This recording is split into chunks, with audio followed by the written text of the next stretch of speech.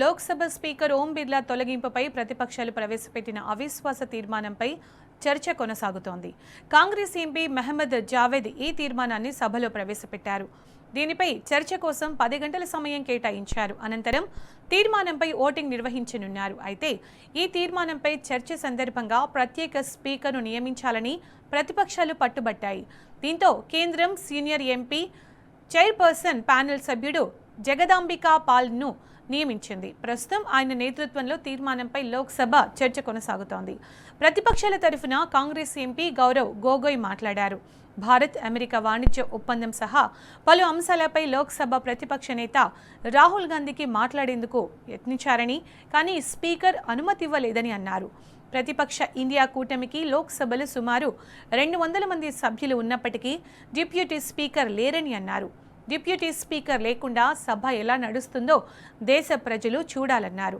మైక్ను కూడా ఆయుధంగా వినియోగిస్తున్నారని అన్నారు. ఎన్డీఏ సభ్యులకు మాట్లాడేందుకు అనుమతిస్తున్నారని, కానీ ప్రతిపక్షాలకు మాట్లాడేందుకు మైక్ని ఇచ్చేందుకు నిరాకరిస్తున్నారని వాపోయారు.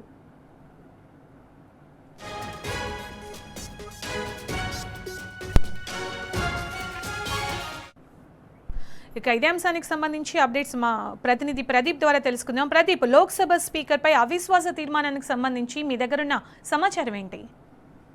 లోక్సభ స్పీకర్ పై అవిశ్వాస తీర్మానం కాంగ్రెస్ పార్టీ పెట్టింది. ఆ సందర్భంగా మాట్లాడుతూ లోక్సభకు సంబంధించి డిప్యూటీ స్పీకర్ లేకుండానే 2.5 ఏళ్ల కాలం నుంచి పార్లమెంటు జరిపిస్తున్నారని చెప్పి అక్కడ ఆరోపిస్తున్నటువంటి పరిస్థితి మనం చూస్తా ఉన్నాం. అయితే కాంగ్రెస్ పార్టీ ఢిల్లీలో ఒక మాట, గల్లీలో ఒక మాట చందంగా వ్యవహరిస్తుంది. చాలా అంశాల్లో రాహుల్ గాంధీ కాంగ్రెస్ అగ్రనేత కేంద్రంపై మాట్లాడే విధానాలు కావచ్చు, ఆయన చేస్తున్నటువంటి పోరాటాలకు సంబంధించినటువంటి అంశాలు ఒకలా ఉంటే, ఇక్కడ రాష్ట్రంలో రేవంత్ రెడ్డి నేతృత్వంలో జరుగుతున్నటువంటి కాంగ్రెస్ పాలనలో ఆయన అధిష్టానం మాటకు, రాహుల్ గాంధీ మాటకు భిన్నంగా ఇక్కడ పాలన సాగిస్తున్నటువంటి విధానం మనం చూస్తాము. ఇప్పటికీ ఏదైతే కాంగ్రెస్ ఆరోపిస్తున్నట్లుగా ఉపసభాపతి లేకుండానే పార్లమెంటు సెషన్స్ జరుగుతూ ఉన్నాయని చెప్పి ఆరోపిస్తుంది. మరి రాష్ట్రంలో కూడా ఇక్కడ డిప్యూటీ స్పీకర్ లేరు, అదేవిధంగా చీఫ్ విప్ లేదు. ఇది పదవులను భర్తీ చేయకుండానే 2.5 ఏళ్ల కాలంగా రేవంత్ రెడ్డి ఏదైతే పాలన సాగిస్తున్నటువంటి పరిస్థితి మనం చూస్తా ఉన్నాం.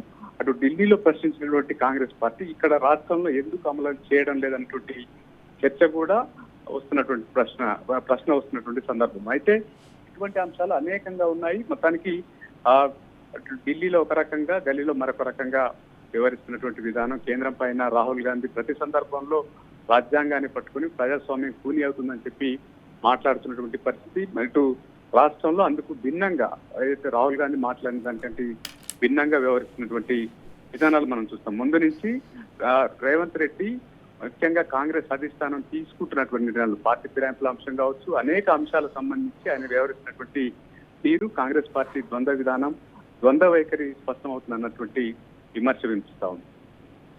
Right Pradeep, thank you.